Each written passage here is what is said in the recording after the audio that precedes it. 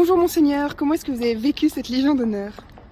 Vous savez, dans Légion d'honneur et dans cette décoration, il y a de l'honneur, et l'honneur va véritablement aux chrétiens d'Orient. C'est eux qui montrent ce courage, cette détermination, cet enracinement, ce service de la population, et c'est bien eux qui sont pris en compte ce soir, avec aussi tous les collaborateurs et les collaboratrices de l'œuvre d'Orient qui font un travail formidable.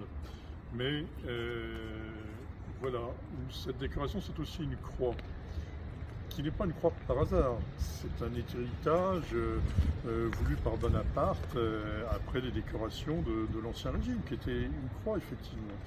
Et un prêtre ne peut pas recevoir une croix de manière anodine. Pourquoi cela me touche? Ça touche le prêtre que je suis, parce que, encore une fois, nous sommes aux côtés de gens qui sont en souffrance, qui sont dans la peur, qui sont dans beaucoup de difficultés, parfois la persécution, mais qui sont aussi dans la mission au service de leur propre pays, car un chrétien d'Irak, c'est un Irakien, un chrétien d'Égypte, c'est un Égyptien, un chrétien du Liban, c'est un Libanais, etc.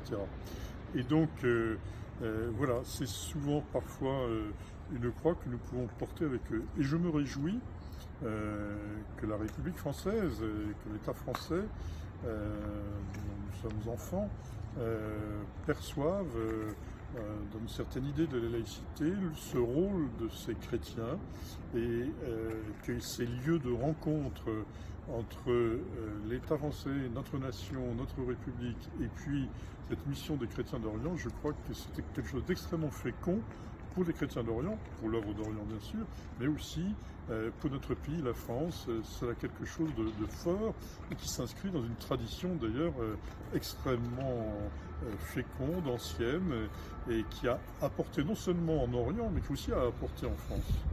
Merci beaucoup Monseigneur. Vous venez donc de recevoir la Légion d'honneur à l'Élysée.